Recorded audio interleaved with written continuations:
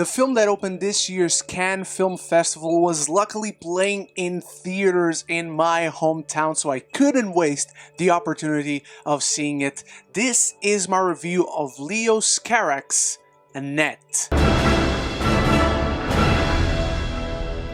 We follow Henry McHenry, a stand-up comedian with a fierce humor, and Anne, an internationally renowned opera singer. Together under the spotlight, they form a happy and glamorous couple, until their lives are turned upside down by the birth of their first child, Annette, a mysterious girl with an unexceptional gift. Now, before I start with my review, this won't have any spoilers, but this is a film that needs to be kind of dissected to even give you a glimpse of what it is about if you haven't seen it. But go ahead and leave me all your thoughts about it in the comments down below. If you've been at Cannes and you've seen it, if it's playing in your city as well, throw it all in the comments below, start the conversation. It's the most important part as always. And while you're down there, if you're new to the channel, consider clicking the subscribe button. It helps the channel a ton and it puts the videos out there for everyone to find the content I put up. The most clear thing I can say about this film is that it's not embracing general audiences. I don't see people who just go to the cinema to have some entertainment and kill 2 hours to be really embraced by this film, because it's not welcoming. In fact, most of it is open to interpretation about what it means, what the director is trying to say, and the director is trying to say a lot. There's some criticism about fame, about the state of Hollywood nowadays. It's an all-encompassing odyssey of love, loss, sorrow, obsession, and the film is shot beautifully. The cinematography in here is gorgeous, beautiful use of color for thematic resonance, beautiful use of lighting and shading. Everyone is on their A game, both in front and behind the camera. I've not seen Holy Motors, which is the director's biggest film and most famous film at least. I have not seen it, so I went into this very blind. Watching the trailer afterwards, it kind of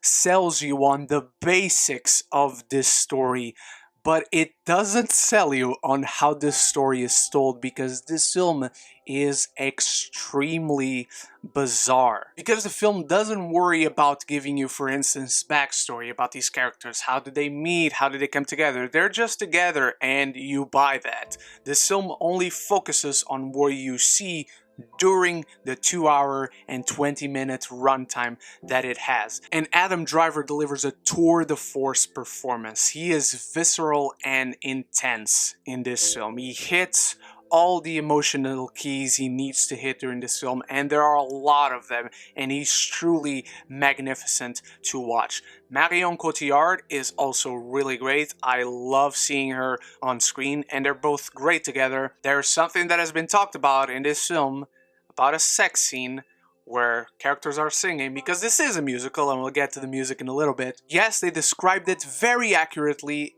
but they did not describe the entirety of it and whatever other positions they sing in. So be prepared for that. Extremely effective scene, extremely sexy scene. I approve. As far as the music is concerned, I think the instrumentals, the melodies are sensational. They're grandiose. The film opens with perhaps its biggest musical number that goes around for like 8 minutes with continuous shots. Again, this film is shot fantastically, almost like it's a theater piece, which is really interesting. But it opens, it leaves you right away with the notion that this is a musical, it's about to get weird. There isn't really a transition from singing to talking. They just are talking and then suddenly people are going to sing. If that's your thing, this film is kind of for you. If not, just be prepared. But you can tell that the Sparks brothers are mainly musical artists. They're not screenwriters, because as far as structure, this film is very messy. It feels like it's rushing. It feels like it's dragging. Fletcher from Whiplash would not approve. Were you rushing or were you dragging? Lyrically speaking, I think it's very basic. It's a lot of repetition of the same lines, using the same words to make a rhyme, which maybe is their style, and that's fine. It's just not something that I appreciate and I wanted something more from these lyrics due to how complex everything else around it really is. And it just feels like they want to put a lot of things into this film. Things that sometimes don't leave the impact you desire. When it focuses on the character of Adam Driver, I think this film works. I think this film is very effective and it's very compelling in the story it is telling, especially on the second half, which focuses a lot on his relationship with his daughter Annette, which the film is named after. And there's a bizarre choice done with the casting of this child that left me scratching my head through the entire film, but I never thought it was bad. And that applies to most of the choices made in this film. The beautiful direction, the way these sets are designed, the way it is shot like it is a piece of theater that you're watching live. All of these bizarre offbeat choices left me scratching my head, but I never immediately thought, oh, that sucks. I thought, interesting, and I wanted to see where they went with that. And all the directions that they did go are interesting, and they're like something I've never seen before. They truly work for me. Not only that, after the film, I went to see it with a friend. We kept talking about this film, about what it meant, about why these decisions were made to serve the story, and most of them do serve the story really well. And I think this is a unique film, and a film so worth watching for the conversation that it will generate alone. And when the film does focus on the relationship between father and daughter on its second half through the end, it works much better. There's one clear theme, there's one clear story that affects all of its parts going on and all of its characters, and I think it was really effective, and the direction and the thematic nature of the story really shines through on its second half.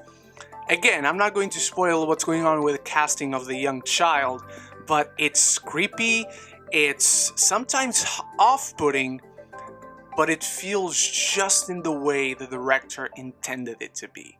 There's just something that's really prevalent in the story they're telling and makes sense for this casting, especially when it comes to the last scene of the film, which is magnificent to say the least. My favorite scene in the entire film is the final scene because it just hits so hard. As I said in the beginning, this isn't a film that's going to welcome in general audiences, but for us who like to talk about film and dissect it and interpret its different meanings, this is a kaleidoscope of things to interpret. A beautifully shot, very compellingly, weirdly told odyssey of intense drama, pure obsession, and love in the end of the day. Annette is the most bizarre film I have seen in a long time, not necessarily for the story it is telling, but how it is telling that story. The sparks a script on any other director's hands would probably be a more conventional,